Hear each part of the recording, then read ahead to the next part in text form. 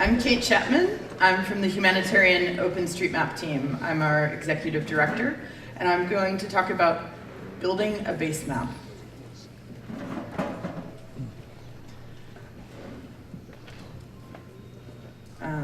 One sec. Gonna give him just a second to switch the slides over. Okay, so I'm gonna show you a very old map. It's perhaps the first example of, there we go, of medical geography type mapping. Can anyone guess what this is? Bunch of red dots. Does this help? Right. So now it's more obvious because you have the base map. So John Snow in 1852, for those who aren't familiar with this story, there was a cholera outbreak in the Soho area of London, and he was talking to people who lived there and decided, was pretty sure it was the water pump, not bad air, that was causing the issue. He was convincing enough that he convinced the local council to remove the handle from the water pump. And after the fact, he went and mapped those cases and showed it through clustering that those cases all cluster around that one specific water pump. All these layers, I like to think of them as part of the map sandwich. If you don't have the right layers, you don't have context. You can't place those cholera cases on a map if you don't know where the street corner is, for example. And so what we do is we form the base of this map sandwich. So there's two components to this I'm going to talk about. The first one is OpenStreetMap. OpenStreetMap is an online project with the goal of a free map of the entire world. Volunteers from all over the world contribute information using things like satellite imagery, GPS units, readily open data to create this free map. It works just like Wikipedia. Anyone can contribute who has an account to add information. I work for the Humanitarian OpenStreetMap team. What we do is we help respond to disasters and also prepare for disasters working with communities using OpenStreetMap. Part of the reason is that having that detailed base map information is particularly useful when disaster planning and responding. So this is Port-au-Prince, Haiti, and I'm over here, bad at left and right. Anyway, on the left is the map before the earthquake. So there had been a little mapping work in the country at the time. Some people had imported free sources.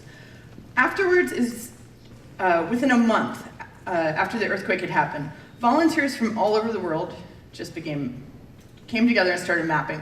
At first they didn't even talk to each other. In the first couple hours, a mapper in Germany and a mapper in Japan just separately started mapping. And then people started talking. So this is really when the power of OpenStreetMap for disaster response came in.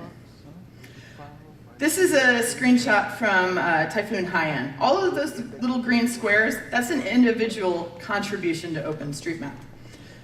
So it's the area that someone has added information.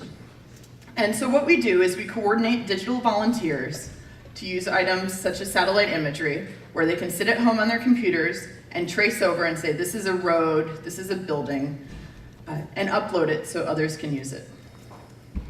We also work on the ground. So we work with communities, government, universities, other NGOs to teach them how they can use this freely available map data to better plan in case of disaster. So here you have Wulan from our team in Indonesia teaching disaster managers how to use GPS. And once they've gone and done those field surveys, we work with them to upload that data to OpenStreetMap so it's freely available to everyone. Here we have a group in a workshop in Cap-Haïtien in Haiti working together to create the first free open map of that city. So I'm going to talk through a couple stories using both examples. The digital volunteers from all over the world, and then the working together with communities. First, I'm going to start with Typhoon Haiyan, which hit the Philippines in November of last year. So this is Tacloban in the Philippines, one of the hardest hit areas during the typhoon. The OpenStreetMap community actually started mapping about 48 hours beforehand. And the reason was, it was all over the news. This looked like it was going to be really bad. And so 33 people in just 24 hours mapped about 10,000 buildings. And the idea was you could use the satellite imagery from before the event and hopefully then have imagery from after the event, and you could look at damage. The way this was coordinated was through the OSM tasking manager. And what this does is it divides a geographic region into tiny little squares, and a volunteer can come in and say, I'm going to do this square. If you look back to the work we did in Haiti, we just said, go find a blank spot on the map and help. Obviously, inexperienced people can't jump in and help, and there's no coordination. So this actually came out of preparedness work with the Australia-Indonesia Facility for Disaster Reduction. We had said, we want to do a bunch of tracing of satellite data and then do community mapping with that information. We want to ask the international community, but we need to coordinate them. So you started seeing pictures like this. Meneng Sambale, who's part of OpenStreetMap Philippines, who is a core partner in this type of response, printed out big plastic canvas maps and sent them to the Tacloban airport. So people had base maps to make decisions in logistics decisions as they arrived. Maybe they don't have a map of the area. This is the Disaster Management Agency of the Philippines. This is their coordination national level map. The base of that is OpenStreetMap, because it's a conveniently available web map that they can integrate easily.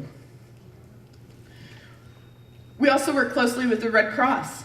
They were printing maps for the shelter cluster and field staff so that they had information to get around. They also coordinated very closely with us. This is a map they distributed which shows the path of the typhoon, but also the volunteer contributions. It's a little bit out of date. So in just 2 weeks, over 1,600 people contributed 4.5 million map edits. Think about the power of that. It's really not that many people even. And imagine what you can do as you have more volunteers. So now I'm going to switch to Africa a little bit, to the West African Ebola response going on right now. So the issue was, Doctors Without Borders was working with CART-ONG, and they needed information to go respond, to do surveys, to estimate population. So they purchased some satellite imagery from Airbus. Here's one of the example shots, and then Airbus began donating imagery, and volunteers traced road and building information. Then Digital Globe got on board as well. There's only 2 large satellite companies, and this imagery is vital to us. And so here's Digital Globe imagery. You can see how you can see every house and every street. And here's after a volunteer has gone through and traced it. An entire city was mapped in 1 day with volunteers. And I'm going to show a little how that worked. So here's before, and you can see as people come in and add information. And this was just in 24 hours. And that feeds into coordination and response maps, such as this one distributed by MSF. So that's the type of digital response we do. But also, to have really detailed information, you need to actually be on the ground. From space, you can tell it's a building, but you have to be standing next to it to tell if it's a hospital or school, typically, what the name of it is, if it has an address. So, once again, working with Doctors Without Borders in Lubumbashi in the DRC, the question was, could we have a detailed roadmap so they could detect when a cholera response was required by mapping patients? And how can you better direct health workers? So Eureka, who you can see over on the right-hand side, went for a week and worked with university students from the University of Lubumbashi. And here they are with printed maps known as field papers, which John Crowley showed yesterday, that allow them to write the road names, and then you can take a picture with your mobile phone and upload it to start doing editing into OpenStreetMap. One of the questions that came out of this is, what if we don't know the name of the street because there isn't one? Usually there's a name of a street, but maybe it's not on a sign, maybe it's not officially recorded. So one of the examples was they dubbed the name Brewery Street because there's a woman there who's always brewing beer. So instead of just mapping what's there, you can start to inform what the community knowledge is. And that can turn into making street signs and better allowing people who aren't from that neighborhood to locate and navigate the area. And here's some more of the team, more of these field papers. So we're an internet project, but look how much printing we actually still have to do. But this is accessible. Many people can use a pen and paper. The amount of training to use a computer or a tablet, not impossible, but if you really want to be accessible to people, paper, honestly, is the best way. So one of our other field projects is in Jakarta. So a little background on Jakarta. It's about 12 million people, and it floods pretty much yearly. The Disaster Management Agency of Jakarta receives flood reports by neighborhood boundary, but there is no provincial data set of neighborhood boundaries available. So what we did is a bunch of partners got together and we printed paper maps and sent them to the head of every urban village in Jakarta. That's 267 urban villages. And we invited them to workshops. And we said, bring someone else from your group who can help us locate. And then students from the University of Indonesia sat down and helped enter this. And providing technical support was UN OCHA and the Australia-Indonesia Facility for Disaster Reduction, and of course working with the Jakarta Disaster Management Agency and the national one. So now that we have the data, what can we do with it? Some software that we were working with there that's core to the program is called IntraHealth. It allows you to take something like a typhoon or a tsunami and combine that with the infrastructure exposure data and run a model.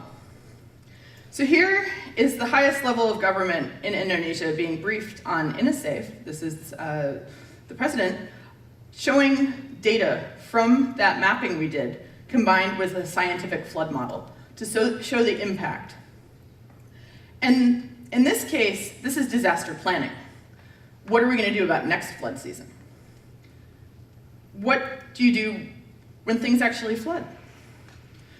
This is one of the official maps put out by the Jakarta Disaster Management Agency. The base of this is OpenStreetMap. Those outlines in red and yellow showing the flood depth that you see, those are those neighborhood boundaries that are reported. And now you can show them on a map because that exists. So really key to this is collecting data. And the amazing work of the digital volunteers responding is vital. But look at how much more you can do when you do it ahead of time. So what I'd like to leave you with is, did this sound interesting? Could this be useful to your projects? Or maybe you're just like, oh my God, maps are cool. Well, we have a spot for either of you. We always need volunteers. This is something you can do from the comfort of your own home. And we always want partners so we can help connect these maps to the ground. Thank you.